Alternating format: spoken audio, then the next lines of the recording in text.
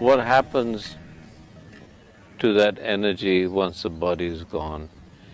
Is there individuality after the end of the body? Do I exist as I? Do I have a soul? Is there reincarnation?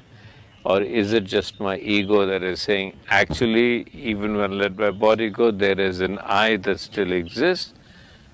But if that I then forms part of the larger universe, then it has no identity. It's a question, and I can't answer it to people, so would you answer it for me so I can tell people that I'm quite wise now? See, it's very clear.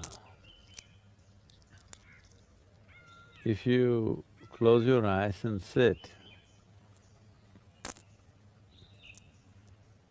right now you're looking at me.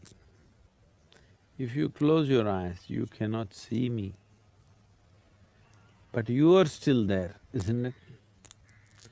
So right now, is it you who is looking at me? Or is it your eyes which are looking at me?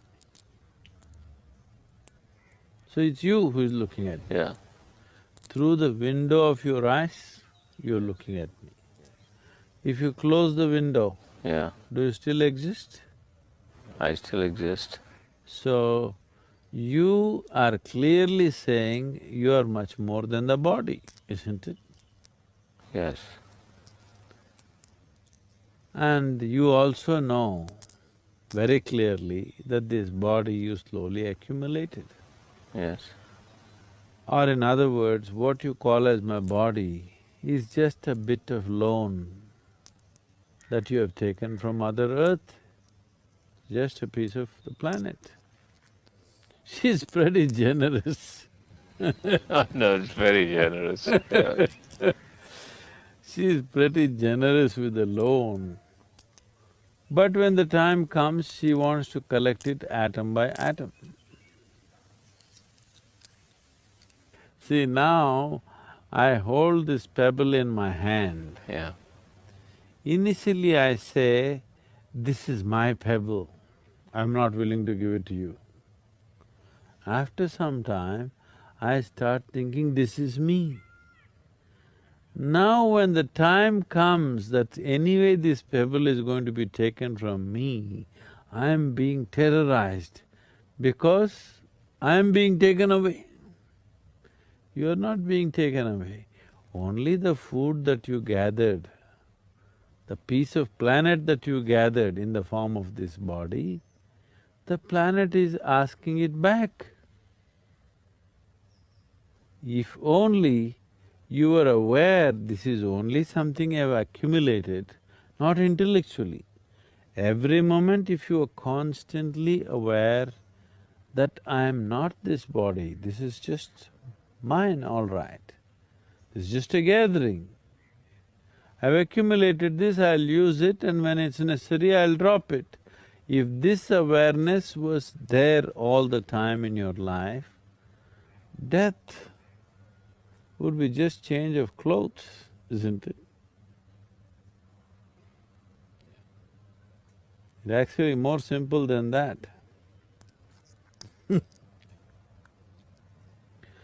So what happens after? Okay, I paid back the loan. The question is only willingly or unwillingly, but whichever way, the loan gets taken. Your body, as you know it, physical body, has to go to the earth because it belongs to the earth. But there is a subtler body which is like a scaffolding. Only because a subtle body is there as a scaffolding, you can build this gross body.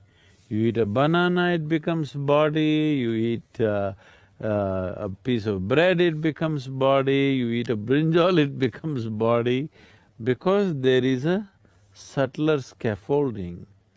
This body that you see, the physical body, is only gathering around the subtler body.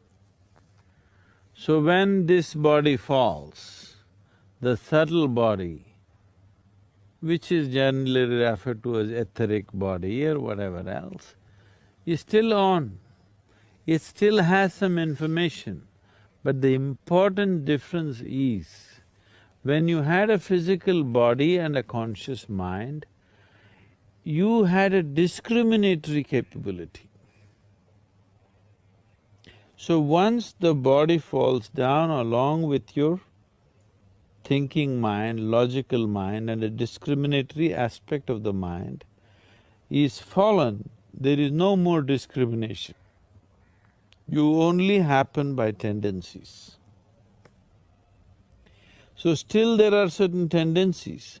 Why so much care in every culture, particularly in this culture, that at the moment of death, if a man is dying, no matter what your relationship with him, you try to utter the God's name or you try to create the right kind of atmosphere for him. Even if he's your enemy, you say Ram, Nam, Satya, whatever, whatever simple things have been taught to the people, but something to create awareness and pleasantness around him because you want him to live well. Because at the moment of leaving, in case he is in a certain mode, whatever the mode is, let's say he is in fear mode right now. Now once he loses the discriminatory mind, now there is no control over the fear. See, many times fear arises in your life. Because of your discriminatory mind, you'll say, that's okay, but that it's not like this. You'll reason and try to get out of it.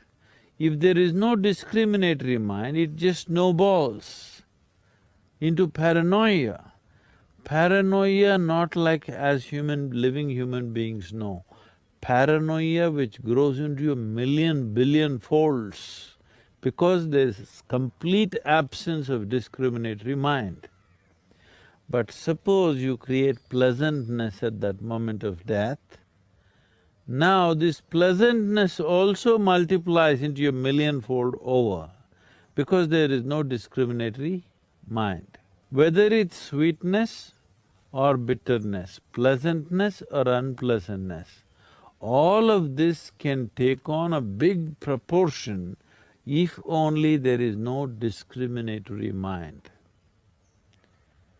So even when people are living, very little of their discriminatory mind they're using, mostly they're functioning by tendency, which is unfortunate.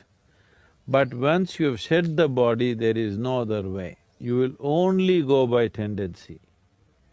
Unless you've reached a certain level of awareness where you can carry a certain dimension of awareness with you.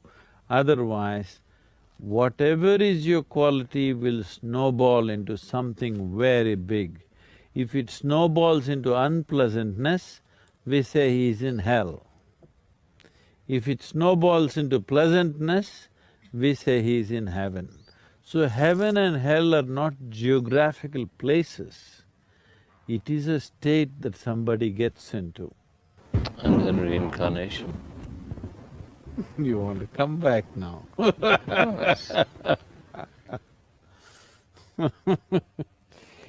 So if there is substantial amount of information still stored, which is the karma, the karmic substance is still strong, then once, suppose you left out of feebleness of energy, that is, you became old, energies became feeble and it rested for some time. So this kind of life energy just rests for some time without too much activity. But suppose the energies did not become feeble, but you broke the body by accident or suicide or somebody shot you in the head or somebody broke your heart, whichever way you broke the body and you left, energies were still intense. Now, this will take a long time for it to become feeble without the body and the mind. If you had a regular body and a discriminatory mind, let us say you would have worked out your karma in the next 10 years and made the energies feeble. But now that you don't have a body, these 10 years may telescope into 1,000 years.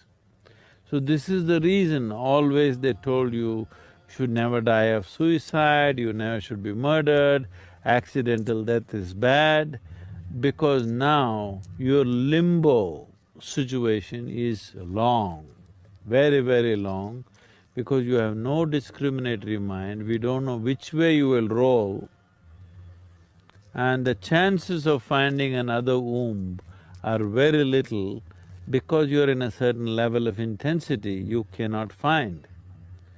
So unless you come to the right level of intensity, you are not suitable to take on a new body. So if you died of old age, energies became feeble, everything is fine with your body, you went to bed and you never woke up. Such a person may get back into another womb within 48 hours. But a person who died by breaking his body, either by accident or otherwise, this person may take we don't know how long, depending upon what level of intensity and how much of the information is still there, unworked out. We are going into areas which needs much more elaboration if it needs to be properly understood. Speaking just like this is not good. That's why we always joke about it and skip, we never talk about it because it will lead to all kinds of imaginations, unhealthy imaginations. Lead me to believe in spirits and ghosts. Yeah Yes, okay. Which is not needed. Not needed. Because then people start… every dark corner they see, they'll start seeing